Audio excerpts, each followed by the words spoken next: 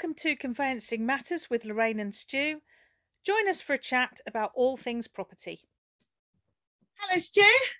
Hello, Lorraine. How are you? I'm all right. Happy birthday to you. Happy birthday what's that? to Jesus you. Christ. Happy birthday to Conveyancing Matters. Happy birthday to us. Have you ever thought of a different career? Do you know, I've thought of so many, Stu, and frankly, mate, discounted all of them. Well, I'm glad you discounted the singing one. Jesus. Crikey. Do you think anyone will guess that it's Conveyancing Matters' first birthday?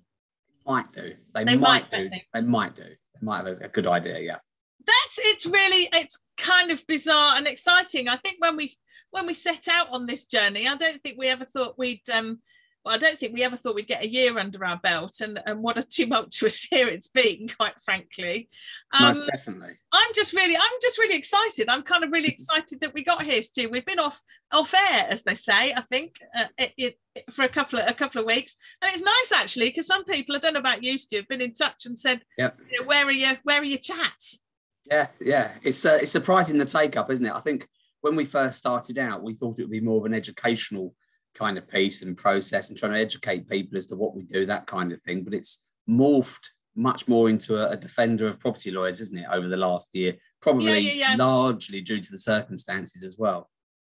Yeah, I think it's interesting. One lovely lady who I'll ask her if I can name check her on the LinkedIn post or something. She came up with this brilliant quote that was sort of along the lines of, I love listening to you and Stu. It's just like being in the office, but without the swearing, which I thought was kind of just encapsulated it, really. I have to say. She obviously has no idea what we say off air, has she? No, I did think that. I thought actually maybe, Stu, maybe the very last Conveyancing Matters that we do, we should just put out an unedited one of what you and I really think. We slanderous. And the language that we really are prepared to use. Jesus, yeah, especially you. You've got a right potty mouth, haven't you? My friend Peter says that. He does say, Lorraine, you're such a potty mouth. Right. So I do try quite hard not to be potty mouth on... Not hard enough, I can assure you. Make me blush. I was going to say on camera or on social media, but I'm not sure I always succeed, I've got to say, mate. But I thought it would be nice to... I should have got cake, actually. I'm slightly disappointed with myself that I haven't got cake. You've got sprinkles, though, on your desk that we can't see. Sprinkles. Do show. I've got balloons, banners. Yeah. Can I just say, mate, my balloons are bigger than yours? Can I say that? Steady on, crikey. I love the fact I hope they are, crikey. I've been trying to work out of these for ages. Crikey. I love the fact you've got loads of sprinkles over your desk, which of course we can't see, for one thing. Yeah, I know. But also, given it's that lovely, I think that nice tissue paper, I think that, as I think I said off air, when you move out of that office, mate, well, you'll be finding it forevermore now in drawers and under bits of paper and stuff. Not that obviously PCS Legal relies on paper, but when you move out of that office, you're going to find bits of that, like under the desk and under the chair. And you'll be able to think back and think, gosh, when you sell out for millions, you'll be able to think, and we did that for Conveyancing Matters' first birthday. That's right, exactly. Memories. Yeah, remember, there's a song in there now. There's a song in there. Don't start singing again, for Christ's sake. No. I'm slightly disappointed now. Actually, I realised I'd reached, my parenting skills had reached their sort of zenith, had reached their peak when my daughter got to about the age 3, and I think up until this point she thought I was the best instinct shark repellent. But it was when I was singing, and even when she was 3, she said, "Oh, mummy, please stop singing." I was like, "How can you? How could you?" And that was it then. Adoration gone. Hey ho. So, Stu, I thought it would be really nice actually for us to just have a little sort of short, a shortish review and a little chat about some of our lovely guests, because of course, it's been so kind of people to come on, and we've got lots more ideas for the next year for guests on Conveyancing Matters. So do you want to start off, Stu? Who have we had? Who have we chatted to? So obviously we had quite a few guests over the course of the year. We had Andrew McCall, Peter Ambrose, Leah Steele, Nicola McKenzie, Noel Hunter. You remember any more? Well, I do, but I mean, I loved Peter's really sort of, bullish attitude to just about everything. I have to say, from the property partnership, he's just, I think Peter's an interesting character because he's, he's not a lawyer first. Yeah. He's very much sort of tech and the delivery of the service, and I like the fact that Peter doesn't sort of take any prisoners, does he really? Just sort of says what he thinks.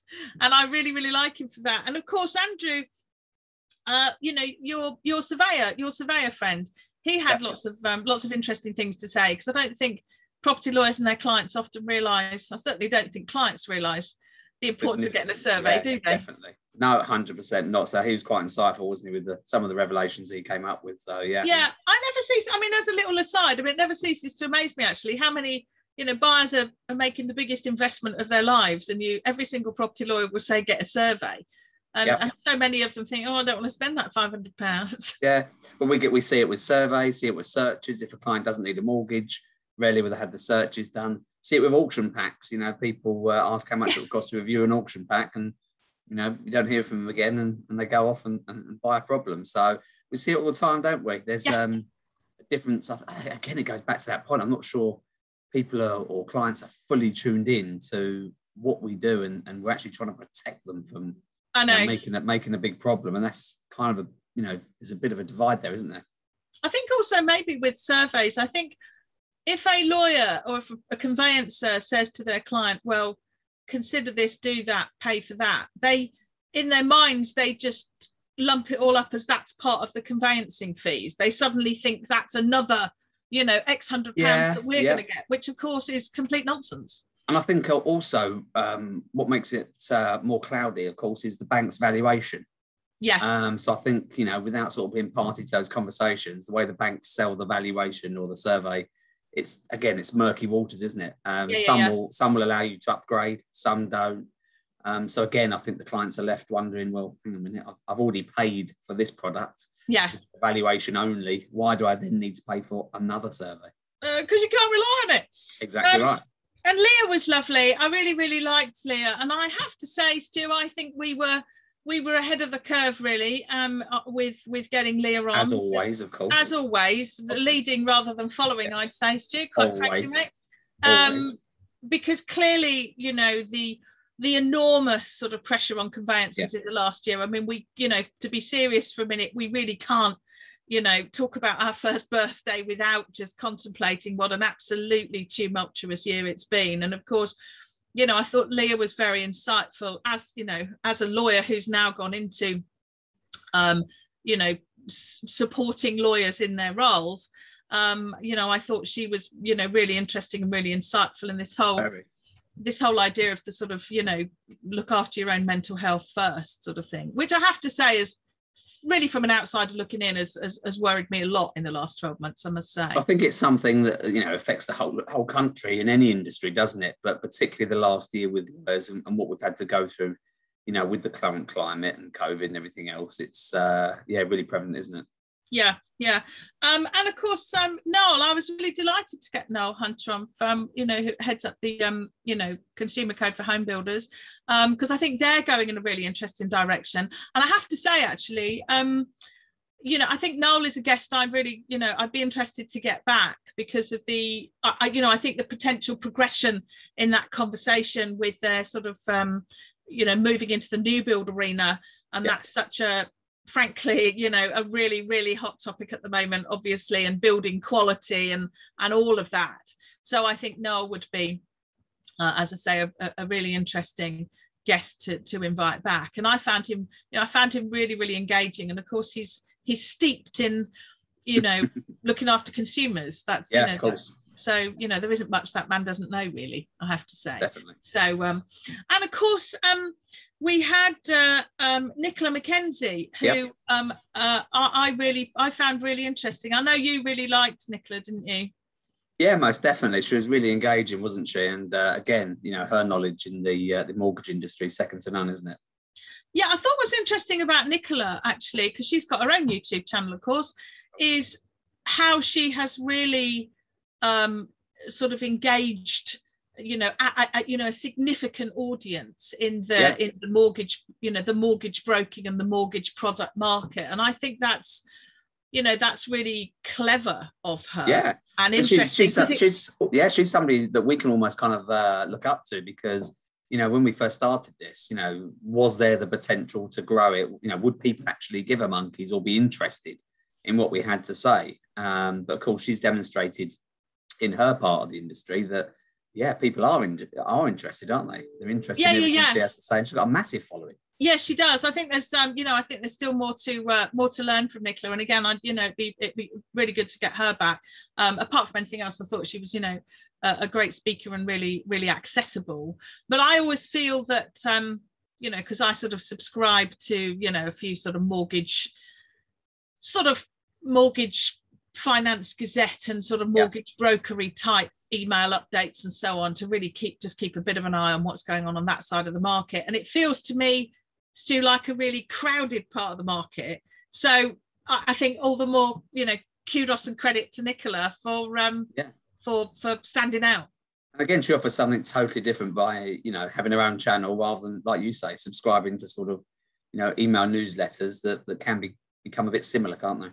Yeah. And I think, but, I suppose content is king. And I suppose, that's perhaps a handy segue into, sort of Mr. Conveyancing content himself, because the lovely Rob Hailstone of Bold Legal, because, Rob, has built a really valuable resource for conveyancers with Bold Legal, and it, pops into subscribers, inboxes every week.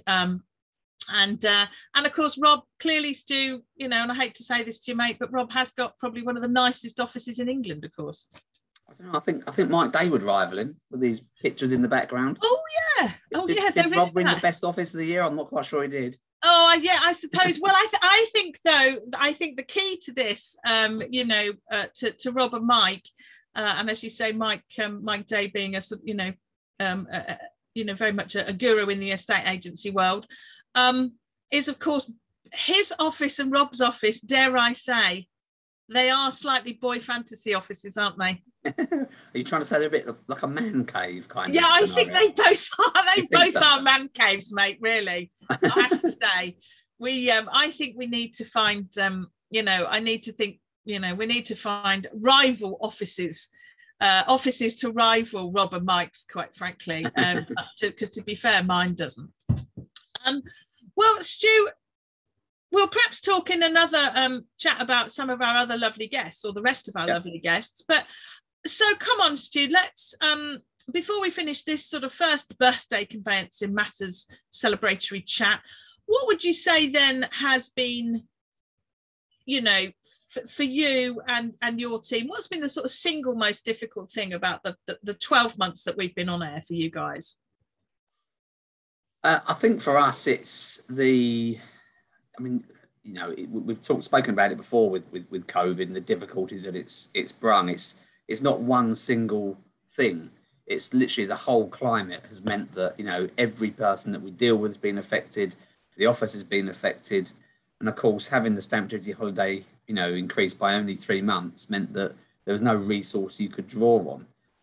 And it's been a monumental effort, not just by our office, but by the whole industry, to process the volume of transactions that have gone through during that period. We forget, don't we, that, April and May, there was hardly anything happening. It was only really June onwards that the quotes started, coming in, and then it was July. So we're not really even talking 12 months. And of course, even now we're in the process of coming under the stresses and strains of it all again, with the 30th of September looming. Yeah, so I was going to ask you actually, how's it going in terms of workload? Certainly, still mega busy. It's interesting because there's stuff out there that sort of says, oh well, the market's cooling down a little bit, la la la la la. But is that really the case? I don't think so. I think you have to look at it in a more of a long-term sort of view than short-term. Here we didn't have as many completions in July as you'd in a normal July hope to have, but that's obvious. Most of those were pulled forward into June, so that was fairly obvious. But August has been mega busy, and the pipeline for September looks the same. We haven't seen a downturn in new matters. We fully expected that to happen, but haven't seen that at all. So I do think that you're going to find the rest of this year will just be, busy. I think once we get the 30th of September out of the way, we'll be into that, dare I say, pre-Christmas rush. Yeah. So that's on the horizon. So it is one of those, isn't it? It's dealing with the volume, but, in any other kind of world gone by, we would have had a more steady increase and a better lead into that volume, meaning you could better prepare for it. Yeah. But of course, nobody foresaw what was going to happen, or very few did, to the extent it did. And, we've gone from one extreme thinking, Christ, are we going to get through this? To then furloughing lots of staff, to then bringing lots of staff back in a really short space of time. And you were making decisions on a daily basis, not a weekly, monthly, quarterly, 6 months a year. It's almost like a daily strategy went out the window, really. Throw it all up against the wall and see what sticks. Yeah. Did you find, though, that as an organisation that obviously is invested very heavily in tech, Stu, did you find that prepared you and enabled you to cope, particularly with the sort of working at home aspect, sort of better than other firms you've seen? Massively. If I look at the changes here in the last sort of 18 months, and I can only assume that is replicated in other practices across the UK, we must be coming out the other end so much more better for it. The amount of people that now can work remotely. We've got systems where you can divert your work phone onto your mobile, and it's an exact replica. You can log into your laptop at home, and it's an exact replica of what you've got in the office. We've now got people that work at home fee earners. We've got people that are half in the office, half at home. So, it's a totally different swing. We're completely paperless as opposed to being sort of half paperless before. The current climate. So it's been a massive, monumental change in such a short space of time. And of course, it needed to change. And it was great for us because we probably would have prolonged that change over Christ knows how many weeks and months and years. We'd have procrastinated over, all these different things that we had to do where, it was right in the deep end, bang, paperless. Yeah, oh my God. And of course, everyone's therefore got used to it. And the kickback we received probably was less because of the climate, whereas before that, I think it would have been worse, Yeah, that's interesting. I have to say, sort of I only locum, part of the time, as you know, but one of the things I've really noticed is I'm getting requests almost daily. Can you locum for us? Can you locum next week? Because what I'm seeing is just loads of conveyancers trying to take the hollybobs and frankly just not being able to. No, and I can't, I can't cover with that short notice. But as I say, I'm getting so many requests. And I think this is where we're not out of the woods yet. As conveyancing practices, solicitors, CLC, we're not out of the woods because you have an unbelievable amount of staff with an unbelievable amount of holiday that's been left over. We allowed our guys to carry forward holiday from last year to this year, and of course then the first 6 months of this year hardly anybody took holiday. Nobody couldn't go anywhere, too busy, and now of course we have people off, numerous people off on a daily basis, so that's very difficult to deal with. So I think really 2021, a mega difficult year. And for us, it's all about getting through to the end of the year, and then hopefully the foundations are there for 2022. And we're not going to be looking at any kind of lockdowns or anything similar to that again. Well, here's hoping. Well, maybe that's a good moment to end our first birthday chat, our first Conveyancing Matters birthday chat, Stu. And viewers, watch this space because we're going to have another one because we want to maximise the use of our balloons. As long as you don't sing again. Oh. You got a promise. Or talk about your balloons, but yeah. I'll see you soon. Take care, Lorraine. See ya. Bye.